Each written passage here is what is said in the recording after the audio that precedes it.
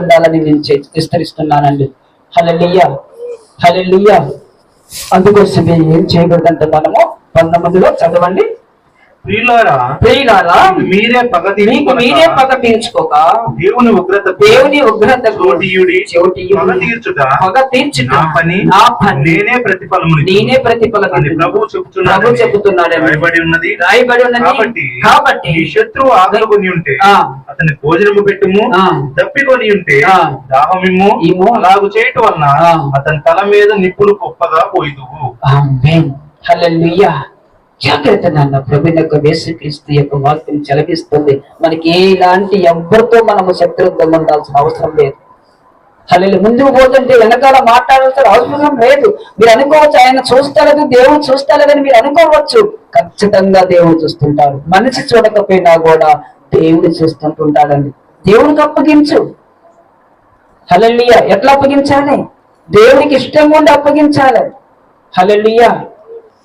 అప్పుడు దేవుని యొక్క కృప మనపై ఉంటుందని దేవుని యొక్క వాక్యం చదివిస్తుందండి. హల్లెలూయా, హల్లెలూయా. కొరింథీయులకు రాసిన 1 కొరింథీయులకు రాసిన 3:16 చూడండి. 3:16. హల్లెలూయా. కొరింథీయులకు రాసిన మీరు దేవుని ఆలయమై ఉన్నారని, దేవుని ఆత్మ మీలో నివసించుచున్నాడని మీరు ఎరగరా? ఎవడైనను దేవుని ఆలయమును పాడు చేసిన యెడల దేవుడు వానిని పాడు చేయును. ఆమేన్. హల్లెలూయా.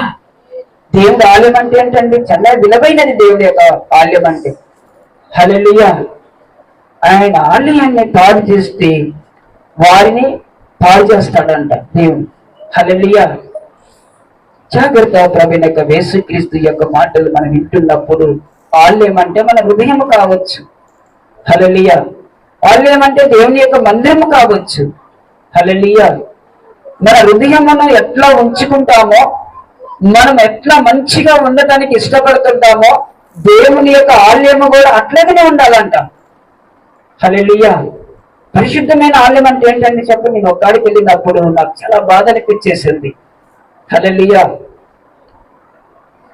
ఏదో ఫంక్షన్ చేసుకున్నారంట.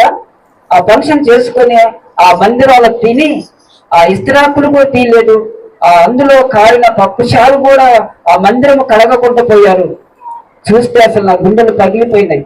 హల్లెలూయా. మందిరం చూస్తే బాగుంది. హల్లెలూయా. కానీ ఆ మందిరంలో ఏం కనపడుతుందంట? హల్లెలూయా. మన యొక్క డ్రెస్ మీద ఏదో ఒక చిన్న మచ్చ పడితేనే మనము దాన్ని శుభ్రంగా చేసుకుంటాము. కానీ మందిరము ఆలయం అంటే ఏంటండి? హల్లెలూయా, హల్లెలూయా. చాలా పరిశుద్ధమైనది అన్నట్టు.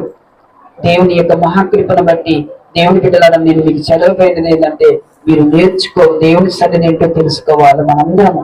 హల్లెలూయా. మీతో పాటు నేను కూడా చేస్తుంటే మీకు అర్థమవుతుందా? హల్లెలూయా. అంటే మీరు చూస్తుంటారు, అలాగనే ఉంటుంటారు. కానీ కొంచెం కూడా చీమ కుట్టినట్టు కూడా ఉండదు కదా మీకు. హల్లెలూయా. అనిపిస్తుందా? హల్లెలూయా. దూరం ఉందయ్యా, దూరం ఉంది మందిరం, మేమేం చేయలేస్తామంటుంటున్నారా? హల్లెలూయా. అది పట్టణం అయిపోవచ్చు ఒకవేళ. హల్లెలూయా. ఆ ప్రాంతమే దేవుడు వాడుకోగలవచ్చు. హల్లెలూయా.